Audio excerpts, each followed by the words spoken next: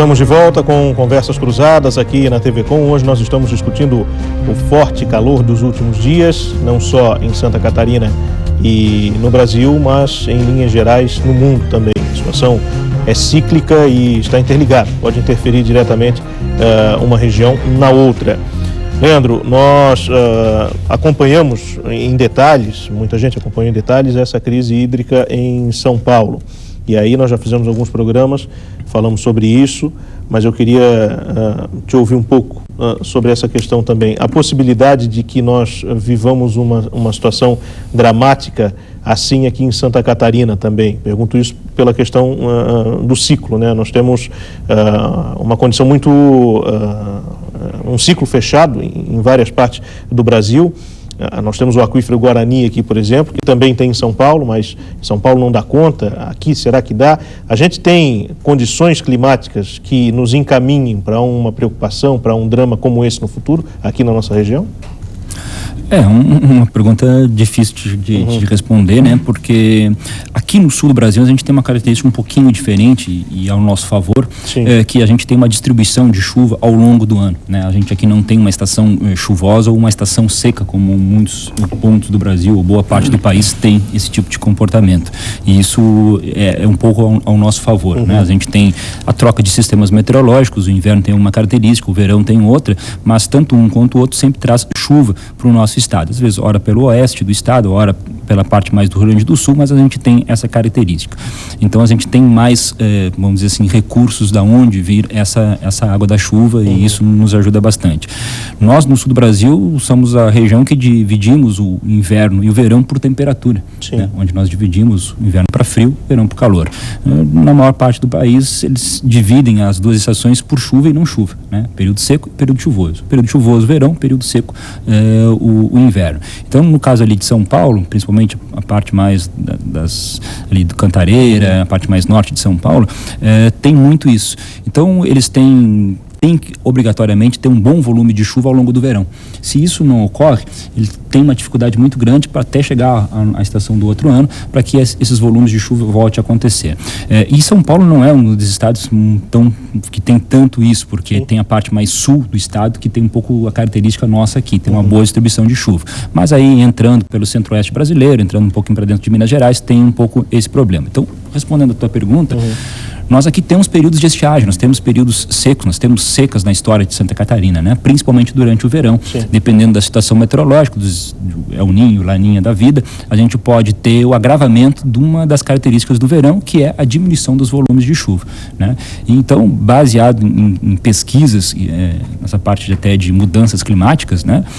Se diz muito que os extremos das regiões vão ser mais fortes, né? Então, a gente pode, em algumas oportunidades, ter enchentes mais intensas, assim como secas nessas oportunidades mais severas. Então, diante disso, é que a gente tem que ficar atento em relação à possibilidade de, daqui a alguns anos, Santa Catarina ter um problema tão sério quanto a região de São Paulo. Mas, basicamente, nós estamos um pouquinho melhor em relação a eles, por a gente ter uma distribuição boa de chuva ao longo do ano. Então, todos os meses nós temos volumes altos.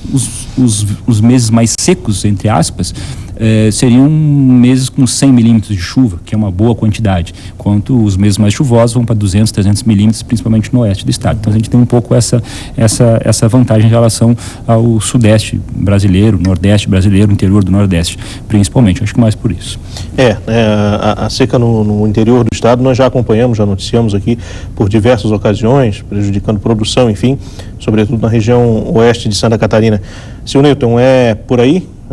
Temos esse risco no longo prazo, e se o temos, o que a gente precisa fazer, se é que já não passou da hora, para evitá-lo, minimizá-lo? Eu acho que a gente tem que atuar em duas frentes. Uma delas é claramente mitigação. Então, se nós temos um consenso nos países, e os países internamente traduzem esse consenso adquirido internacionalmente em termos de políticas públicas, que trazem também obrigações novas aos empreendedores, né? Porque, afinal de contas, as mudanças são sempre implementadas por quem produz, né? O impacto ambiental, né, está sempre em quem produz, né? E a produção é necessária, né? A população mundial cresce e ascende socialmente, o que é muito bom. Isso significa o quê? O desafio amplificado qual é? Produzir mais energia, né?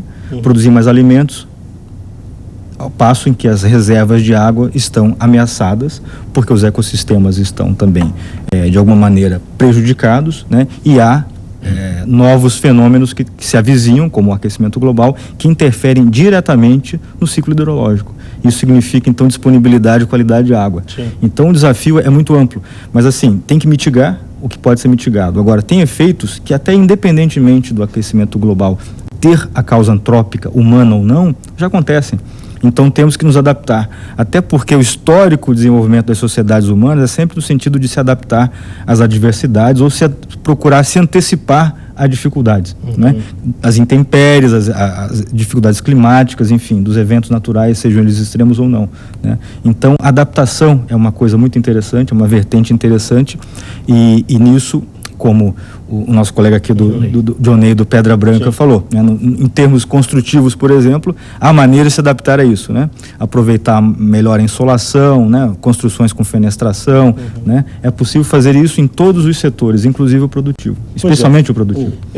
Pois não. O consumo de água, Sim. eu acho que é muito relevante nessa questão, porque como a gente está com aquecimento, mais água se consome, claro. Seja para gerar energia, porque tem mais demanda por ar-condicionado, mas desde muito consumo, ou seja, pelo consumo humano e mesmo na agricultura. E a água é bem típico da falta de mitigação e da falta de cultura nossa com a escassez dos elementos naturais. A gente aqui, quanto mais rica é a sociedade ou o extrato social de uma cidade, mais água consome. Aqui na Beira-Mar vai a 400, 500 litros por habitante por dia. A norma brasileira, a gente trabalha com 200 litros. A ONU diz que com 130 litros uma pessoa consegue viver normalmente. Além desse desperdício cultural pessoal nosso, tem os do sistema. Em São Paulo, a perda, eles falam em 20%, mas deve ser muito maior que 30%. Cada metro cúbico de água captada, apenas 60%, 70%. A média brasileira é em torno de 50%. Nós estamos jogando fora 50% da água Sim. por vazamento, por falta de medição, por medidor errado, por mais não sei, uma série de fatores. Então, é um trabalho gigantesco que nós temos que aprender a fazer, de mitigar. A Europa está trabalhando, a Alemanha trabalha com 8%, 10% de perda. Sim. O Japão já está querendo trabalhar com 5%, é quase que perda elétrica nos fios, que é a menor perda possível. Sim. Imagina se nós tivermos com uso racional, consumo humano racional e sem perdas, Cantareira deveria estar cheia, entendeu? Então, isso que tu falou da mitigação. Parte da adaptação é justo a racionalização do uso, né? Você é mais eficiente em tudo, então produz mais com menos, né? Porque os desafios estão aí, a população está ascendendo socialmente, então tem que se alimentar melhor, os padrões se elevam, ainda que você faça isso de maneira comedida, né? Vamos usar então o que estabelece a ONU para manter a sanidade e a rigidez pessoal ao longo do dia, 130 litros de água. Se consegue isso, é um consenso que as Nações Unidas chegaram, né? 130 litros, e na Alemanha... Diária. Na Alemanha, preocupado com esse problema da água, o governo alemão lançou um programa, semelhante ao que está acontecendo em São Paulo aí, o alemão ele passou e hoje ele está consumindo normalmente, em média, 50 litros por dia só. Então, e essa questão da água, ontem a Folha de São Paulo trouxe uma matéria que há 11 anos o Fórum Econômico Mundial ele faz uma pesquisa com 900 empresários do mundo todo, industriais, empresários do mundo, lideranças do mundo todo.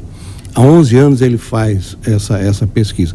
E agora, a semana que vem, começa aí o Fórum Econômico Mundial, em Davos, e qual foi o item que chamou a atenção, ou o item de maior preocupação? Água. Então, esse ano, a água, ela foi o item que chamou a atenção dos empresários no mundo todo. O segundo foi a segurança entre os estados, problema de conflito entre os estados, mas o primeiro foi a questão da água. É a segurança hídrica. Segurança hídrica. Ou seja, você precisa... hoje, se nós... na indústria, nós temos um programa que é P+L, é a produção mais limpa. E com isso, o que se quer? E é um programa da ONU, aonde tem tecnologia, tem normas para que você produza mais com menos recursos naturais. E um deles é a questão da água. Isso aí, a questão da água é fundamental. E atrelada a ela vem a questão de resíduos, vem a questão de poluição. Nós vimos aí,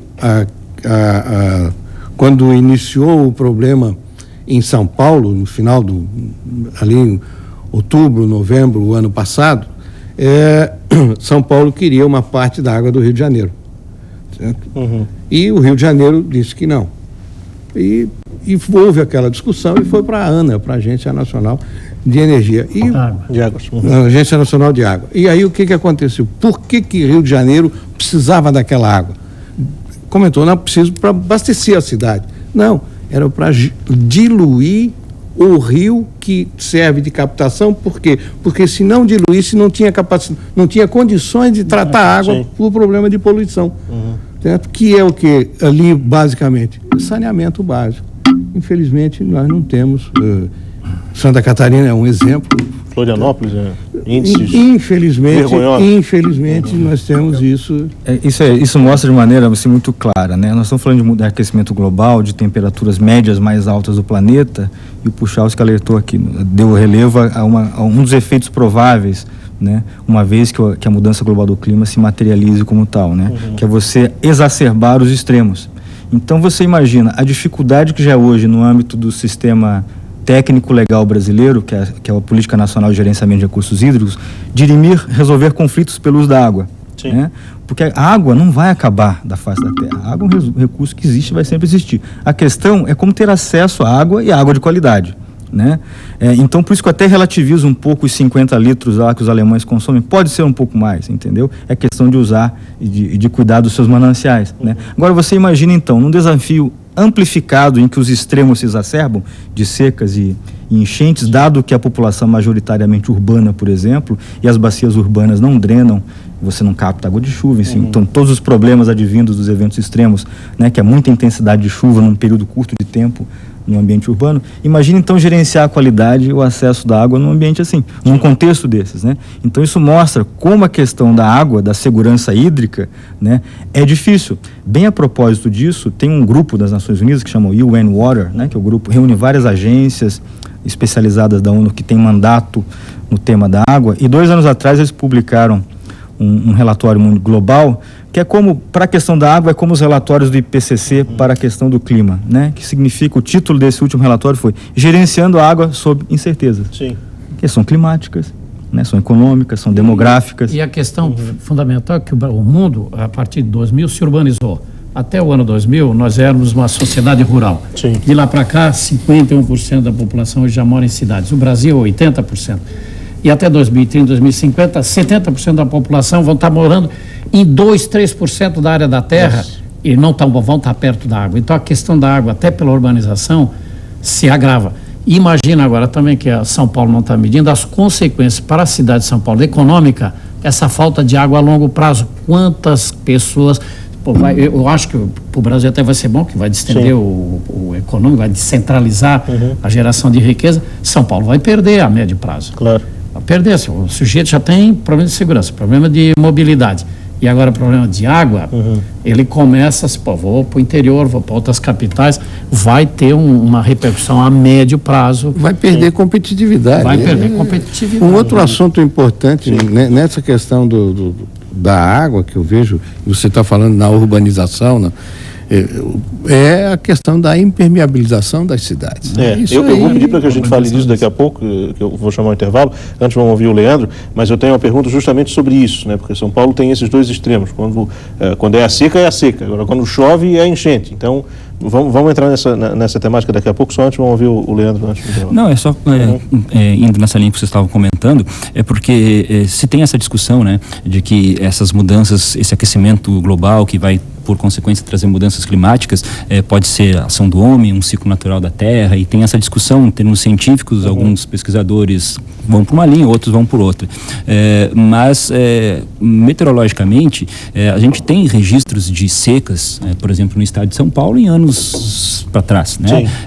Uma seca muito forte que aconteceu em São Paulo, naquela região do Cantareira, foi em 1950, 52, 53, e foi até um dos motivos que eles começaram a investir naquela região, em termos de captação de água. Mas o que era São Paulo em 1950, o que é em São Paulo em 2015, claro. Né? Então a gente está usando muito mais esses recursos naturais. E aí a gente não precisa nem ficar discutindo se isso é ciclo ou não é ciclo, isso é o de menos, né? Mas o problema está na nossa mão, né? Nós estamos usando mais, nós temos mais conforto, nós usamos muito mais o ar-condicionado, né? Nós queremos muito mais o conforto, como você falou, o país está cada vez mais urbano, cada vez menos rural. Então, esse é um problema que existe e que a gente tem que resolver, né? Porque se a gente quer continuar com conforto, com as facilidades, né, a gente está usando muito mais. E os ciclos, que seja natural ou não, eles vão continuar acontecendo. Então, esse é um problema realmente bastante grave. A natureza não está dando bola para nós, né? Se nós vamos morrer, acabamos e ela continua aí, né? Se nós não soubermos, né? A natureza se vira muito bem há bilênios, né? Nós é que temos que nos cuidar.